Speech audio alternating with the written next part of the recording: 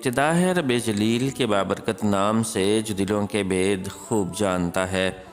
دیکھتی آنکھوں سنتے کانوں صابری میاں کا سلام پہنچے۔ ناظرین محترم، آج کی ویڈیو میں ہم تذکرہ کریں گے اس باہمت و نیک سیرت خاتون کا کہ جن کو اخروی زندگی میں یہ اعزاز حاصل ہوگا کہ انہیں محبوب خدا سردار انبیاء و رسول سرور دو جہاں حضرت محمد مصطفیٰ صلی اللہ علیہ وآلہ وسلم کی زوجیت کا شرف عطا کیا جائے گا۔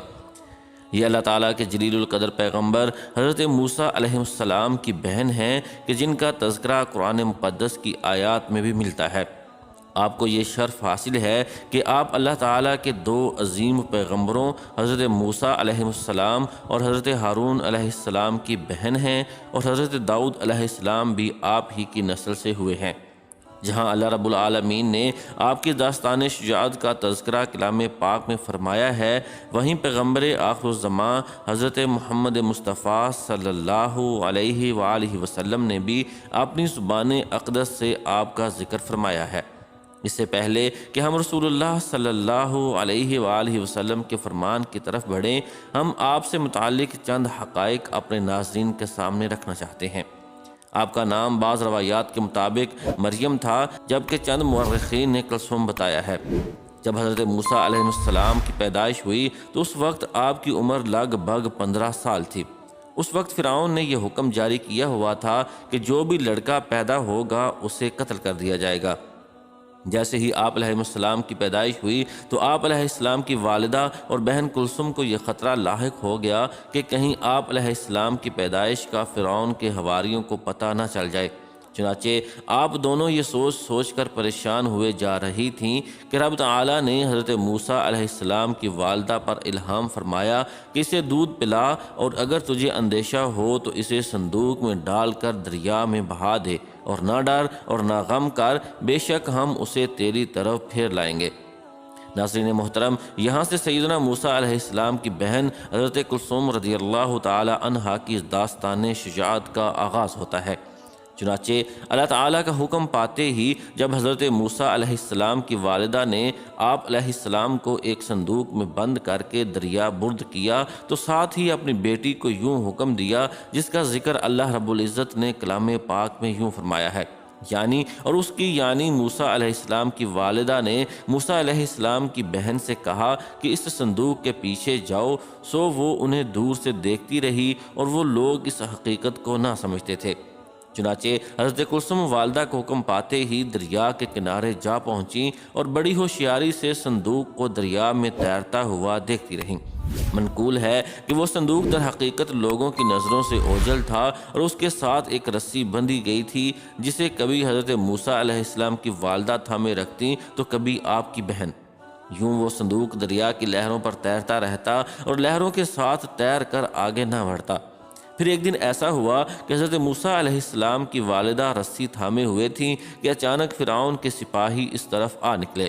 آپ گھبرا کر وہاں سے پیچھے ہٹ گئیں، مگر اس گھبراہٹ میں آپ رسی کا کنارہ باندھنا بھول گئیں، جس کا نتیجہ یہ ہوا کہ صندوق لہروں پر تیرتا ہوا آگے بڑھنا شروع ہو گیا۔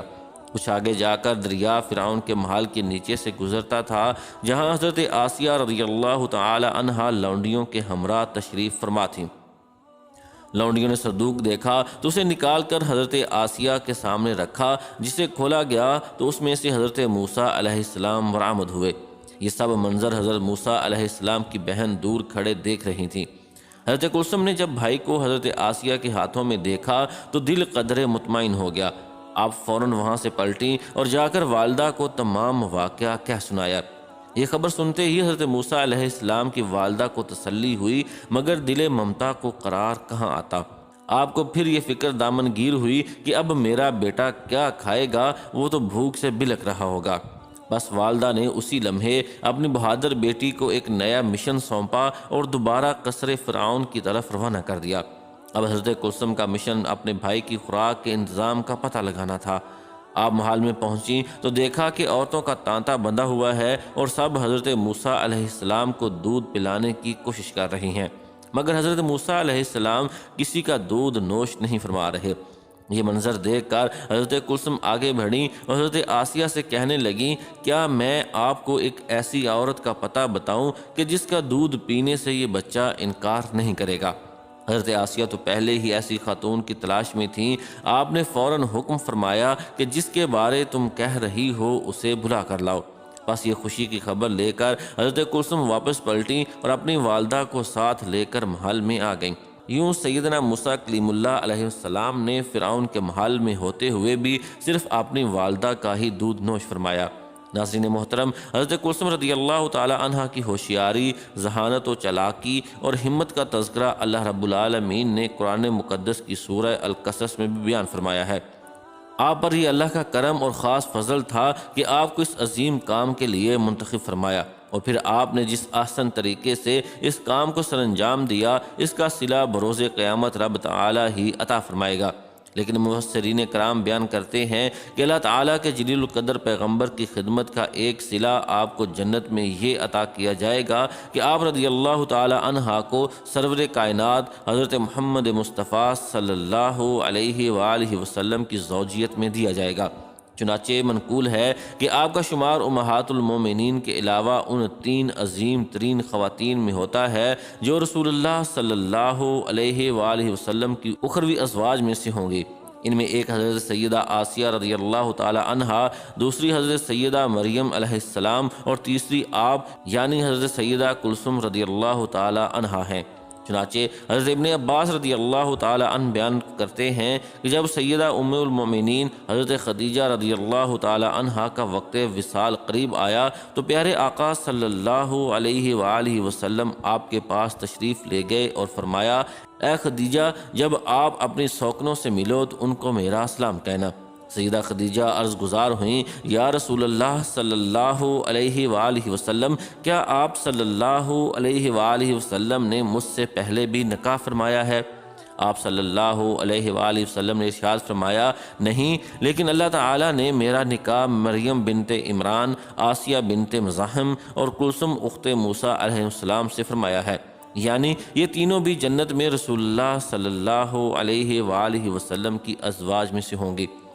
ناظرین محترم، امید کرتے ہیں کہ یہ معلومات آپ کے علم میں اضافے کا باعث بنی ہوں گی۔ اللہ کریم ہمیں اور آپ کو ایمان کامل کی دولت نصیب فرمائے اور ہمیشہ صراط مستقیم پر قائم رہنے کی توفیق عطا فرمائے۔ آمین ثم آمین یا رب العالمین۔